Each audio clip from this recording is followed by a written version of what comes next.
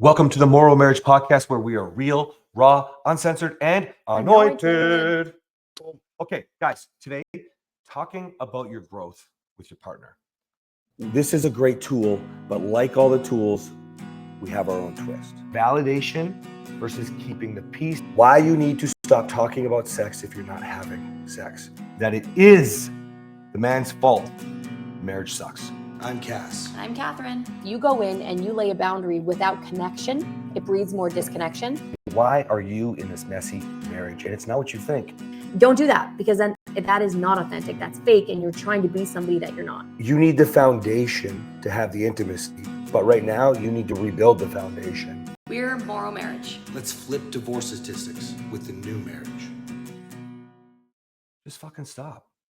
Just stop. The amount of time, probably once per call, another new man in my program, I have to explain, you are talking too much.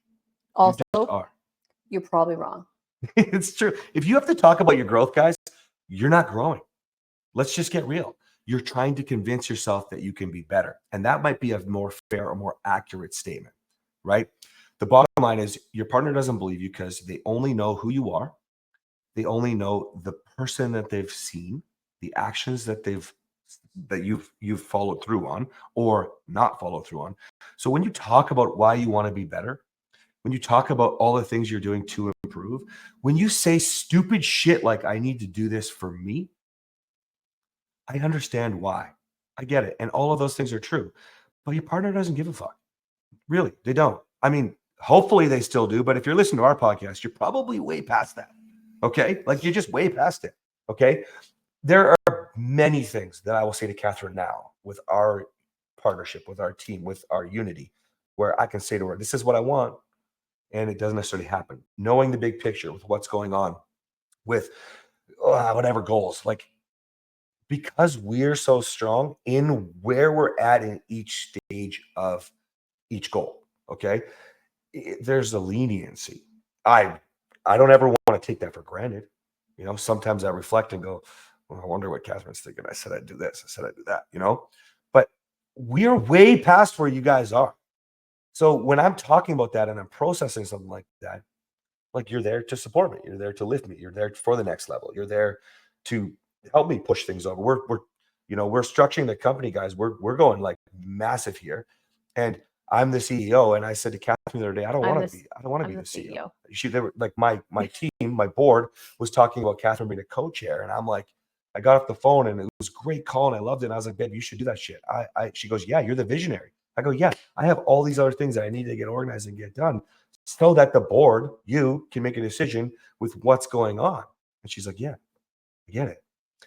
That's growth. That's talking about it because we're in a spot where we can do that. You guys are sitting there trying to talk about. But that's not growth. Like, I've grown so much. These are the things that I've done. This is us growing together because we're at a healthy place where I can say, hey, honey, lovingly, you suck at this. That's really what it was. You suck at this. You shouldn't be doing this. Yes. And I didn't say you suck, but when, like, lovingly, when you can have the conversation, say, hey, honey, why are you doing this role? When you are, I build him up. You're the visionary. None of us would be doing what we're doing. And so saying that he does this and I do this, and this is what we're good at is a different type of conversation. And that's where you'll get when you're healthy. But the whole talking about your growth thing that he wants to talk about. And the reason I said in the beginning, I said it's probably not true is because he was, oh man, he had a few different lines that he used to say to me. One of them was, I have the gift of change. I have the gift of change. But the other one was, I'm tired of teaching. It's time to learn. It's time to learn. Yeah. And actually, I would say it more like this. I'm tired of teaching. It's time to learn. Meaning she needed to show up and be somebody that was great for me. Right. Right. And he constantly would say, I'm doing all this. I'm doing all this. You're the same. And I'm like, I don't know how it could possibly be the same when I've done all of these different, but I'm not that I never will go in and be like, hey, this is how much I've grown. These are all the things I did to learn. I'm just literally doing them and acting them out. And in his moments of rage, he would tell me I wasn't doing any of them. That's in right. His moments when he felt on a high, he would praise me for all of my changes and respect me. But then he would throw in how good he was. So when you are growing in your relationship, you don't actually have to tell your partner, hey, look how much I've grown. They're watching you. So when you say, look how much I've grown, especially if you throw in, you're not doing anything. What are you doing? You just look stupid. Well, and not only just look stupid, guys, you start to really undermine the success that you're having. You start to slide down a slippery slope of, well, what about you? When are you going to let me use the easiest example, because you guys will talk about going to therapy. And if you are, like, God help you. But like, the thing is, I'm going to take responsibility for me. I'm going to grow. I'm going to do everything that I need to do. And then I'm going to say, why don't you use Kathryn's program? Oh, hey, why don't we do some couples therapy? All you're doing is blaming your partner. I'm not saying your partner doesn't need to grow. But what I'm saying is, you can't take responsibility in the same breath as looking down at your partner and and making them feel like now they need to do something too. Exactly. So, okay, I used a company example with where we're at with what we're doing, but just talk about who's better with budgeting. I'll tell men that they need to learn how to do it. Let's get real. I love to spend. We just had this conversation. We talked about the company. I'm like, babe, if you just take that over, it's going to be better for us. She's like, yeah, totally. Like we both have different skills. Okay. Now, why would I tell my men that and not me? Okay. Well, you need to grow in that area because you suck in all of them. That's why I have a fucking job. Okay. And so right now you need to show up in there. You will find what you're good at and what your partner is good at. And then you will find the balance. But right now you must try. I'll give you another easy example. I tell men they must plan all the dates, not all of them, but I mean, like, just start making decisions, start saying, let's do this, let's do that. Listen, I don't hardly do any of that in my life. None. Kathryn loves birthday parties, week-long birthday parties, planning events, checking the calendar, see what's going on, I organizing the plan the people. date nights. I plan the babysitters. It's because it's my thing. Now I have a massive reel going viral right now. A reel going massively viral right now. And it's talking about how your wife has to do all this shit. It's about the load in the house, okay? It's going viral because it's super fucking real. One of those things is she has to plan all of the dates and this and that. Listen, if you're growing, you need to do it. So you show her. You don't talk about why you're going to plan fucking dates. You should have done better. You just start doing it. But when you're a partnership, when she sees that, she's going to go, babe, I appreciate the effort. I'm better at planning dates. Come on, let's go have fun. And it's like, he used a lot of his own examples, but when you're in a healthy partnership, you're not fighting for who's better at what. You just step into that role. That's right. I've learned at this stage in our life, it's really difficult for me to put the kids to bed because the kids work me and I am weak. I don't love them any more than he does. I love them differently. Moms and dads are different. That's right. He puts the kids to bed. I sometimes struggle with preschool drop off or preschool pickup because, again, they work me. And it's not a negative thing. It's just that at this stage of life, he's going to step in and do it. It doesn't mean that sometime down the road, he's not going to be more involved in the finances. Well, he is more involved right now, but there's always all these shifts. And so when your relationship gets healthy, you both get to fit into the places that suit you, and it's easy. Yeah, super easy.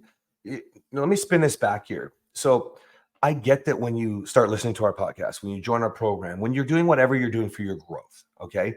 I get that the reason you want to tell your partner is so that you can get some sort of assurance that it's going to be okay.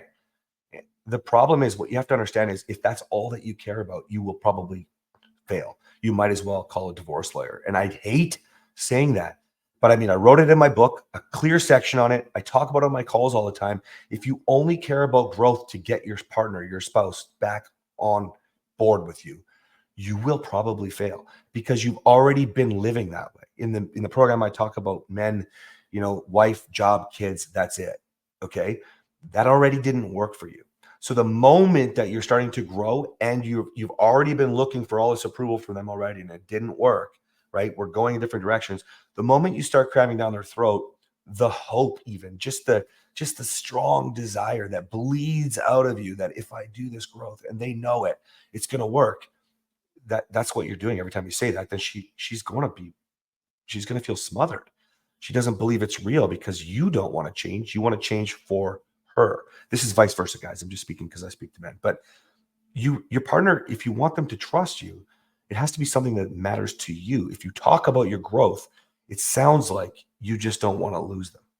And it's probably true. And that's why I say you might as well call a lawyer right now. Don't. Just change your mindset so we don't have to get a divorce. Change your mindset so your partner starts to look at you. Maybe they'll ask questions. You can say, I'll have more to tell you later, babe. I got to get to work. Notice I'm smiling. If you're not watching, I'm smiling. Guys, you don't have to talk about it. I don't have the answer right now. I'm still learning, babe. But I can't wait. And then these natural progressions of skill sets as you guys come together, as you rise together, will just naturally unfold. What do you think, babe? Perfect. All right. You are. You are. Bye, Okay. guys. Guys, we'll see you next time.